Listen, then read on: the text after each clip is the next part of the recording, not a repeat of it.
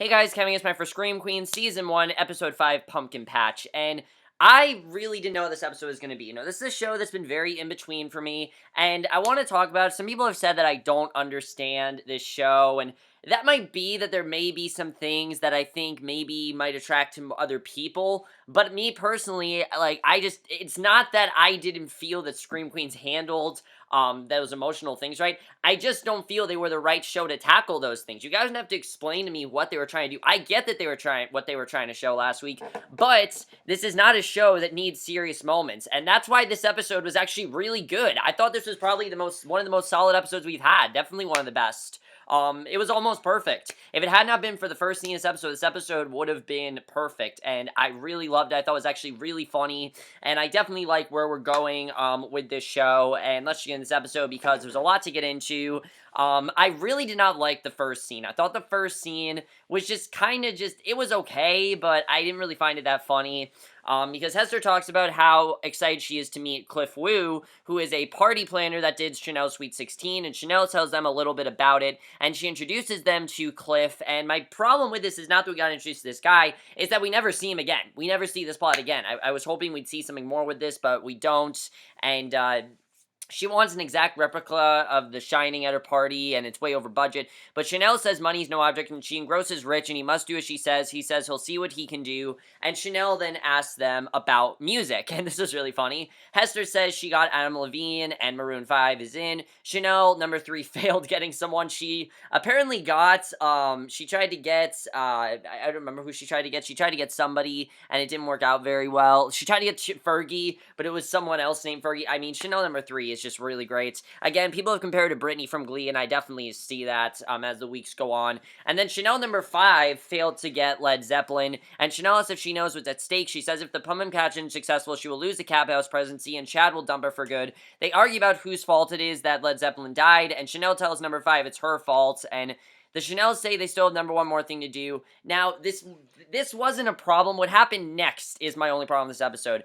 The the whole thing with Chanel wanting them to go as wives of fallen presidents just felt completely unnecessary. It just felt like another reference that we needed in there that was really stupid and really pointless. I really thought it was just really out of place for this show. Again, this show works very well when it's not addressing serious issues, and something like this would just felt very weird to me. I really thought that this was just something weird that they did, and I hope they stop doing this because this show does not work when it's serious, and I thought that was just, I know it was meant to be funny, but the whole thing with, however, I did really like what they do with number 5 in this episode, because then we see that number 5, she tells all them who they're going as, and number 5 is Mary Todd Lincoln. However, they don't agree to it because, number 5 doesn't think she's as crazy as Mary Todd Lincoln, and Chanel gives them more options, so number 3 chooses Nancy Reagan, and number 5 is not okay being Mary Todd Lincoln, as Chanel claims she's just as crazy as her, and number 5 says she's done with Chanel, bossing them around. Chanel says she says that a lot, and she's still there. She thinks she knows she has a good thing going. She gets to be in Chanel's spotlight as she does all the work, and she gets to complain all the time, and Chanel says she can either dress up as Mary Todd Lincoln or she can pack and leave, and Hester says she doesn't deserve the mistreatment ever, and then suddenly we see the intro for Scream Queens, which is cool. I've wanted to see the intro for a very long time.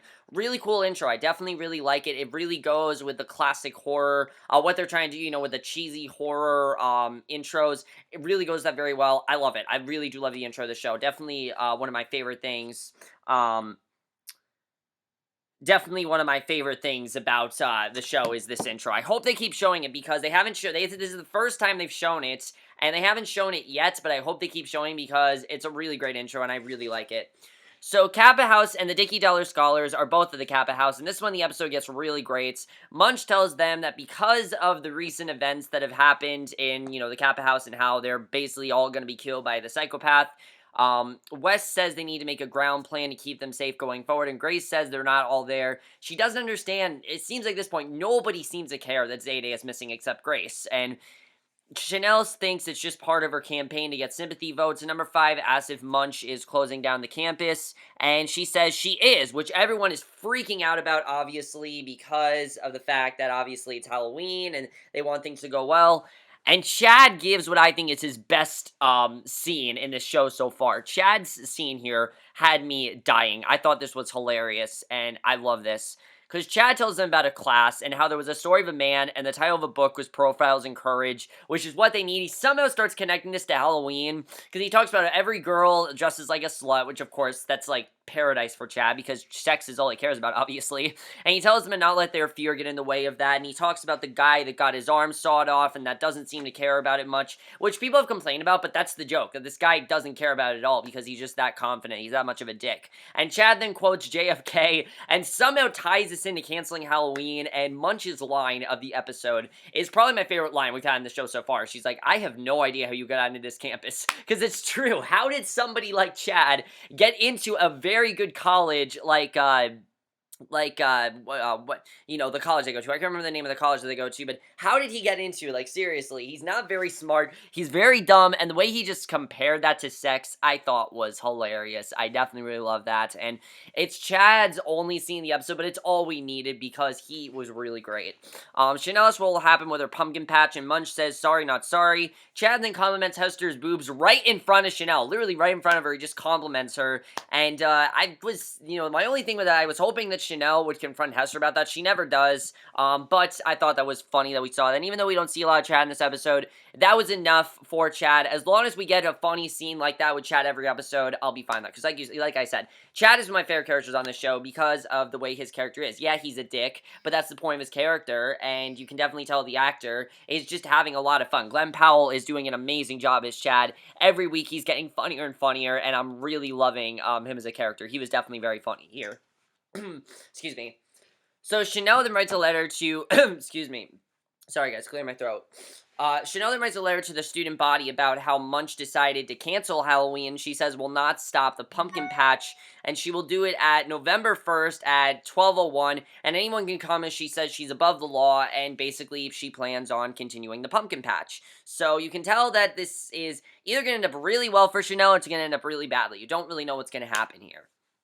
So then we get the really interesting stuff here, because Hester goes to talk to number 5, and number 5, I think, is probably my favorite of the Chanels. I don't count Hester as one of the Chanels, because even though she is number 6, we call her Hester. So I'm talking about number 5, number 3. Number 5 is by far my favorite. Abigail Breslin's performance in this episode was both hilarious, but I also felt kind of bad for her. Honestly, I did, because we realized that she's making toenail cookies for the trick-or-treaters, because she notices last year that a lot of the neighborhood kids dressed like Chanel, with ideas that number 5 came up with, and she finally tells Hester all the ideas she came up with, which I thought was really funny, but at the same time, I felt bad for her, because, you know, she's neglected, she's feeling like, you know, she doesn't matter, and she wants to be a part of the group, and I like how we're getting some characterization here. That's something I thought was definitely very well done. And also, we did get to see Chanel number 5 crazy tonight, because Abigail Breslin has been saying, oh, Chanel number 5 is crazy. We haven't really seen that, and here we finally see it. She has a complete meltdown. She freaks out almost the whole episode. It's great. I love Chanel number 5, honestly. I think she's a great character.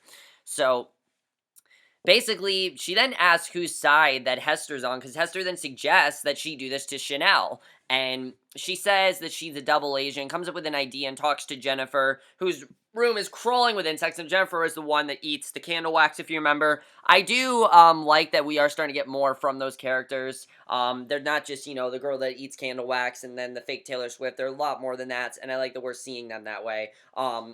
They did that with that lesbian character. I think her name was Sam. I can't remember her name. I think that was her name. But basically, Hester talks about how Zayday is running for president, and Jennifer says she's going to lose. Also, Jennifer shows him all her ant farms. It's really creepy. And Jennifer as well, the girl that's playing Jennifer, is doing a great job. She's so creepy. She gives off a Lauren Zeis's vibe from Glee, and I don't know why. She's much creepier than her, but that definitely is who she reminds me of. But Jennifer says she's going to lose, and no matter what, Chanel will win. And Hester says if Chanel number 5 and her vote for Zayday, then she would win, and Hester would agree to be her second in command while quietly pulling the strings behind the scenes. And she says they will all get rewarded, and Jennifer might even be the treasurer. And Jennifer says she wouldn't ask Hester to be VP. She would ask Grace, since they're best friends, which is true. I mean, I don't think Zayday would ever think of asking Hester. Hester has done nothing for them, so there's no reason why she would ask Hester. And Chanel number 5 convinced her by telling her how Chanel throws out used candles, and she's overjoyed by all the candles, and Hester asks if she's in. She agrees to it, which I knew that she would definitely be into once Hester said that, and basically their plan works out there.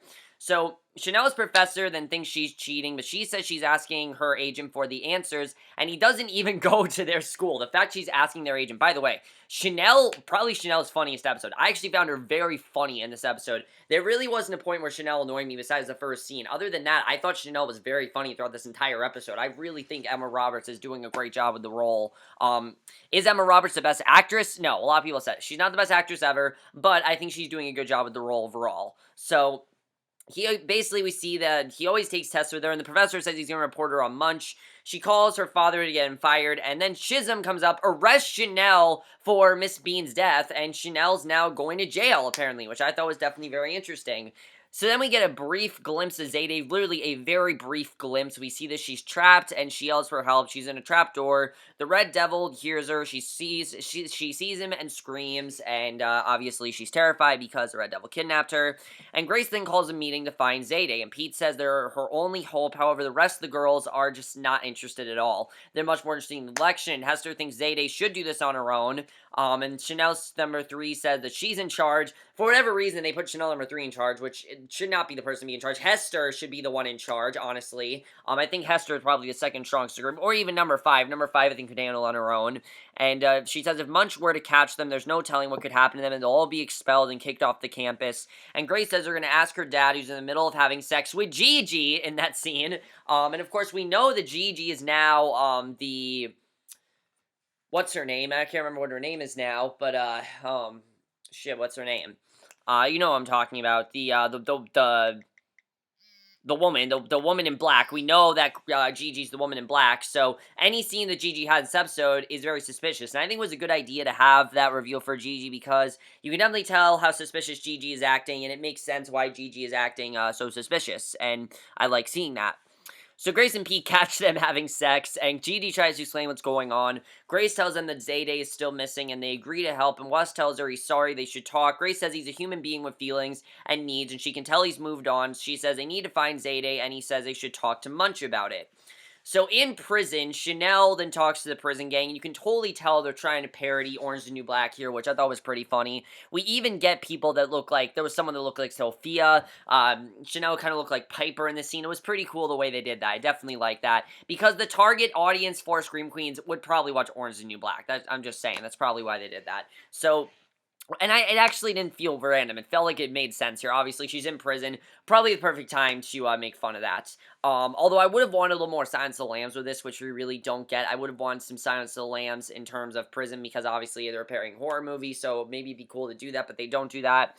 So... basically, she talks about how she asked her father to bail out, but he didn't want to make himself look bad. And the prisoners tell her that they actually have her back because of all the gifts she sent them for Chanel-Halloween. And she thanks them. And they're all terrible gifts, but they appreciate them anyway. And she's then, which I think is very funny. It just shows how shallow Chanel's fans are. And she's then told her bail has been posted. Chanel number 3 and Sam, I think her name is, bailed her out. And basically, Chanel's already out of jail. It just shows how fast-moving this show is, but that's something I've always loved about Scream Queens, is how fast-moving it is, and it needs to be a fast-paced show in order for us to stay invested in it, and I thought that was definitely very funny.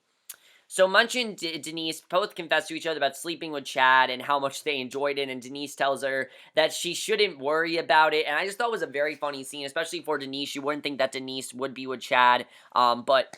Denise in this episode, of course, great. Munch is barely in the episode besides this scene and the other scene that we saw. She's not in the episode a lot, but I didn't really feel like she had to be in it. She had the time that she needed in this episode, and Grace, Pete, Gigi, and Wes come in and tell her that Zayday's kidnapped and could be dead, and Denise says she's not dead. She is and she still thinks that Zayday's the killer, and Grace says that she's insane, and Wes says they have to call an investigator, and Munch says that she already hired someone, and of course that person is Denise, and that's probably the worst person to find Zayday, because she says the second she finds her, she's going to throw her in jail, and Pete says that she thinks Zayday's the killer. She shouldn't be leading the manhunt to find her, which I think does make sense, but Munch says that it will make her feel more motivated to find her, which I can understand where Munch is coming from. She needs a motivation to find someone. And Wes says him and Gigi will do everything they can to find her. And Munch asks if they're a couple. And Gigi says that they are. And this is not going to end well for Wes. I definitely feel like Wes is going to end up getting killed, especially at the end of this episode. I definitely feel like something bad's going to happen to Wes. I don't see things going well for him. I'm starting to enjoy his character more, but still, I think Wes, the actor who plays him, is taking things too seriously.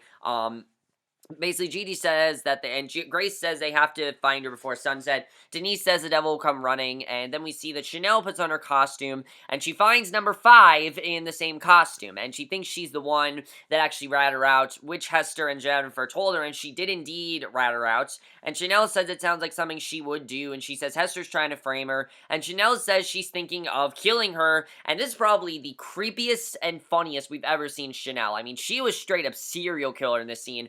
But what I like about this scene is that it wasn't just Chanel being rude. It was Chanel being rude for a reason. Now, obviously, she wants this presidency, and this was very much her channeling her inner single white female, if you know what I mean. That very much is what this felt like to me.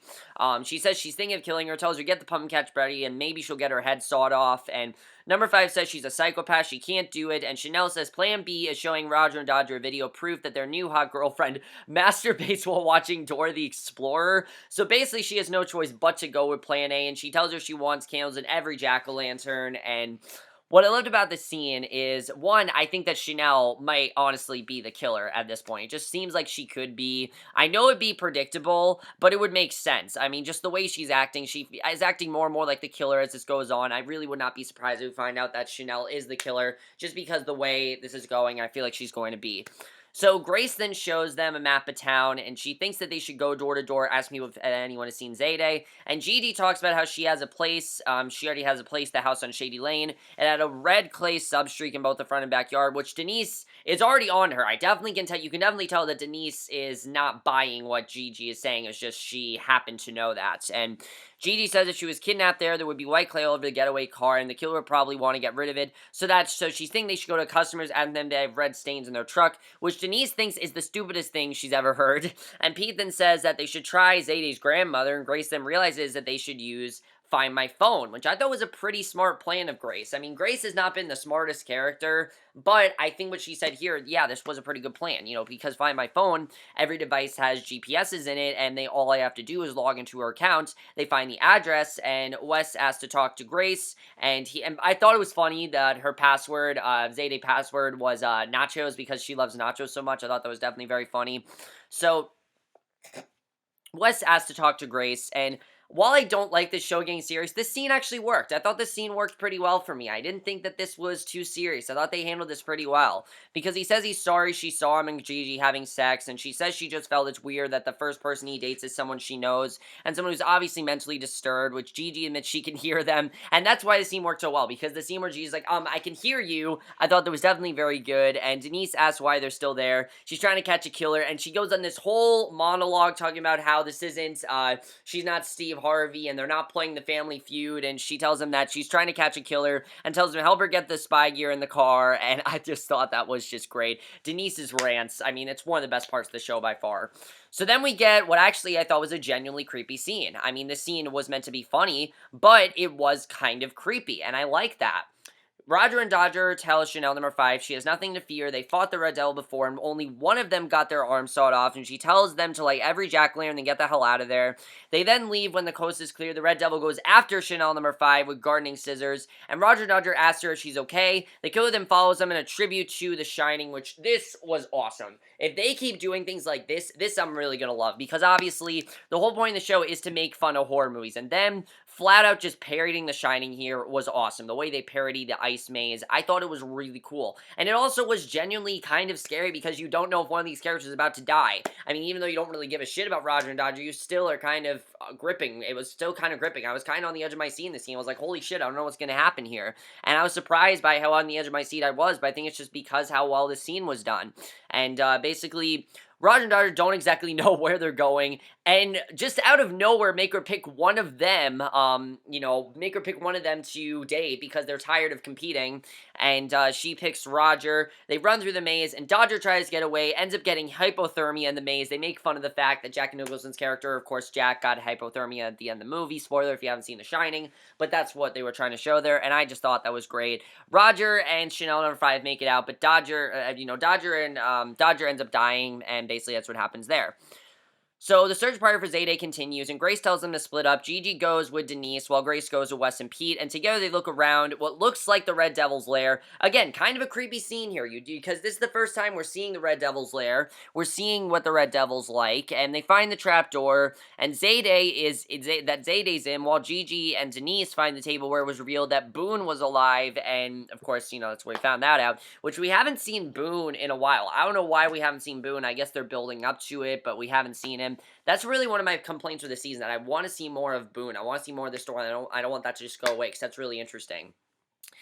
Grace looks for Zayday, but she's not down there any longer. And the Red Devil then kills the lights, and they put on night vision cameras as the Red Devil approaches them. Denise accidentally tases Gigi, but then the Red Devil, and she tases her right in her tits, which I thought was really funny. She then tases the Red Devil, but the Red Devil's tased by Gigi. Denise gives to everyone. She tells them what happened, and Gigi tells them that the Red Devil got away. He hit her across the head with a bat and ran away, and it's not sounding convincing at all, obviously. And Grace says she risked her life for them, and Wes calls the police about it, but of course they don't think anything of it, because, these are the characters we're talking about. They don't think that Gigi is bad or anything, because, she just doesn't seem that way. So Wes calls the police about it, and Grace gives Gigi her blessing to be with Wes. It's actually a sweet scene, even though we know that Gigi is this, demented killer, and obviously is not to be trusted. I actually really enjoyed that. And Denise tells them that the Red Devil's nowhere to be found, and neither is Zayday, and obviously she thinks that Zayday could be the Red Devil, because obviously the Red Devil's not there, and Zayday's not either. So Chanel then tells the Chanels and Jennifer that it's time to cast a vote for president, but Jennifer feels Grace and Zayday should be there, and Chanel says the book says the president can call for an election at any time for any reason, which it seems Chanel has made up on her own, which I thought was very funny that we found that out. But Chanel talks about how shitty her night has been, and Chanel number 5 says she's still traumatized about the death of Dodger, and Chanel doesn't even bring it up really, she doesn't even seem to care, and she says she expects them to all be her friends and accept that, and Zayday then appears without Grace, which they are all shocked about, and she tells them what the Red Devil did to her. Now, I thought Zayday was going to get killed in this episode, but I'm happy they didn't kill her, because I actually really love what we found out here that Zayday did. I thought this was pretty cool. She says all the Red Devil did was send her treats in a basket, and then suddenly a ladder came down. She climbed down, and what she saw made her blood ran cold. It was a plate full of Oakland nachos, which she obviously loves, and she realizes that the Red Devil actually is in love with her, and actually likes her, and, but before it could do anything, she stabs it in the hand before it makes a pass at her, and Chanel number 5 says it's so unfair that the Red Devil's in love with her. Now, the only person I could think of possibly being the Red Devil is what's his name? I'm trying to think of his name. The guy that obviously Chanel's into. I can't remember his name right now. But you know who I'm talking about. What's his name? Earl. I think Earl honestly could be the Red Devil, because we know that Earl has feelings for Grace. I mean, for Zayday, not for Grace, for Zayday. Maybe Chad, but I don't think Chad has feelings for Zayday, but Chad likes every girl, so I think that would make sense. But I do want to point out something interesting I saw in the intro. Pete in the intro kind of does this smirk where he shuts the coffin. So I don't know if Pete could possibly be the Red Devil, but it could honestly make sense. I mean, we'll have to see what happens there, but basically Chanel number 5 says it's so unfair that the Red Devil's in love with her, since it took her 3 years for a guy to even like her, and Chanel says they need to vote now. She says she doesn't believe 1 second of, Chanel doesn't believe 1 second of Zayday's story. She thinks that, this is simply just her making things up, but then Grace shows up and tells her that she's telling the truth, she saw it all, and Chanel tells them she doesn't care that Chanel number 2 and fake Taylor Swift are dead, and there's still alive, it's time to vote, and she tells them to grab some marbles, and basically they're going to vote for who, is the new president next week. We're going to find that out next week. Now, the way this episode ends, this was actually a very intriguing cliffhanger. I actually really like this cliffhanger here,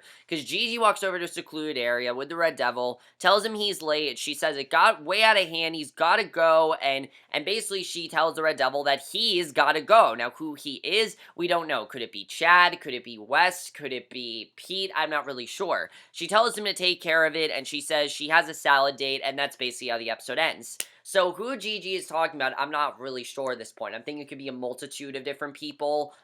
Maybe it could be, I'm thinking Wes, honestly, because I think that maybe she does want to get rid of Wes, and she thinks that she is getting too close to Wes. I'm not really sure. We'll have to see what's going on there. There's a part of me that thinks Munch could be the killer, honestly, because Obviously, we know that Munch likes Wes, and maybe they've staged the whole thing. I honestly don't know at this point. Really, anyone is possible. Apparently, though, next week 3 people are dying, and I like that we're doing that because you know what? It's time for people to die. We're gonna be on episode 6 next week, so it's gonna be time for someone to die. But I honestly really enjoyed this episode, guys. I'm gonna be honest with you. I thought this was a pretty solid episode. It wasn't you know, amazing or anything, but I thought it was a pretty great episode compared to the ones that we've had. I thought it was definitely very funny. Let's talk a little bit about this whole situation with Gigi. Who is she working with? Obviously, we know she's in cahoots with the Red Devil. She also must be connected to Boone because we know that Boone's also working with the Red Devil. How does this all connect? We don't know. I just hope they do this well. I hope they connect this well because my fear is that they're not going to connect this as well as we think that they're going to.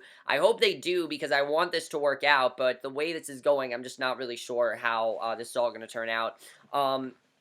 Wes and Gigi. Do you think that Wes could possibly be the Red Devil? I'm not really sure. I think Wes is probably going to die next week. I hope they kill him off because, like I said, he is probably my least favorite character on the show. He's just the only one that I just don't find very funny. He doesn't exactly work always for me, and I'm not really liking him as of late. As of late, though, he has gotten better, but I'm still not a huge fan of Wes as a character. I think he's just another character that doesn't really need to be there as much as he does. But there's, again, could be a part that Wes could be the killer. I mean, we've seen how he is when he reacts to horror movies. He gets so overjoyed about it, he could honestly be the killer. We'll have to see what happens there. Who are they going to vote for president of Kappa House? Is Hester's plan going to work? We'll have to see.